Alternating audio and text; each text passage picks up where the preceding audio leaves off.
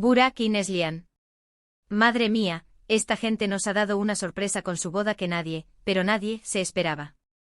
A ver que sí, que lo sabíamos todos que se casaban. Hasta ahí todo normal. Pero lo que ha pasado después, uff. Prepárense porque esto tiene más giros que una telenovela turca. Yo todavía estoy procesando todo, ¿eh? ¿Por qué salió la noticia del compromiso, las fotos súper románticas, el anillo que brillaba más que el sol de verano, todo muy perfecto, ¿verdad? Demasiado perfecto quizás. Y ahí es donde yo empiezo a sospechar, porque en este mundillo de las celebrities, la perfección a veces esconde algo. Pero vamos a lo que importa, al salseo gordo. ¿Se acuerdan de que hubo un pequeño rumor, una cosita que se dijo por ahí, sobre un posible mal rollo entre ellos antes de la boda? Pues ahora, con lo que ha salido, creo que ese rumor no era tan pequeño. A ver, para ser honestos, todos esperábamos una boda de cuento de hadas, con fuegos artificiales y lágrimas de felicidad. Y sí, hubo todo eso en las fotos. Pero lo que yo creo que está pasando, y lo que creo que nadie ha captado hasta ahora, es que esa boda estaba planeada al milímetro para acallar los rumores. Piensen conmigo. Si ya había tensión, si ya había dudas, ¿qué mejor que un bodorrio para decir, miren qué felices estamos, a callar la boca todos? Es una estrategia clásica, pero esta vez parece que les ha salido bueno, no sé si les ha salido bien, pero sí que ha sido muy llamativa. ¿Por qué? ¿Qué pasa después de la luna de miel? ¿Por qué de repente se les ve tan poco juntos? Mucha gente dice que es normal, que cada uno tiene sus proyectos, que la vida sigue. Y sí, claro que sí. Pero es que la diferencia es brutal, ¿eh?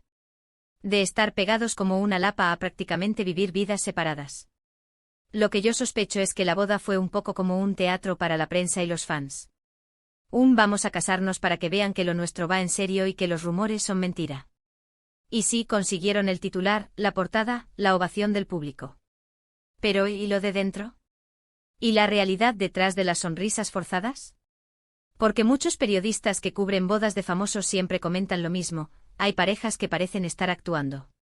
Y yo, mirando las fotos de la boda de Burak y Neslihan, con tanta pompa y tanta parafernalia, no puedo evitar pensar que hubo algo de eso. Esto tiene que salir perfecto sí o sí, pase lo que pase. Imaginen la presión. Tener que montar una boda espectacular justo cuando, quizás, por dentro no estaba todo tan bonito. Eso tiene que ser agotador.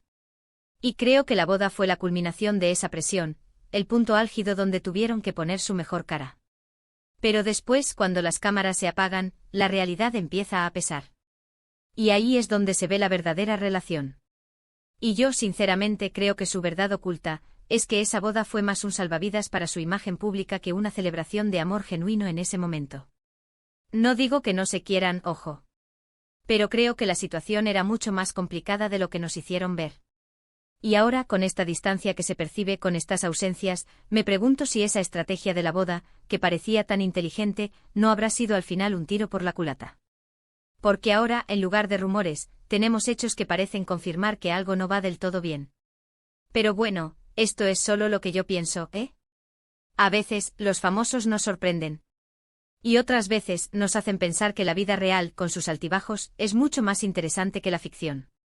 Ahora la pregunta es para ustedes, que me conocen y saben que me encanta el salseo, pero sobre todo que les dé mi opinión. Después de todo esto que hemos hablado, ¿creen que la boda de Burak y Neslihan fue un acto desesperado para salvar su relación, o simplemente se reencontraron después de la boda y ahora están viviendo sus vidas?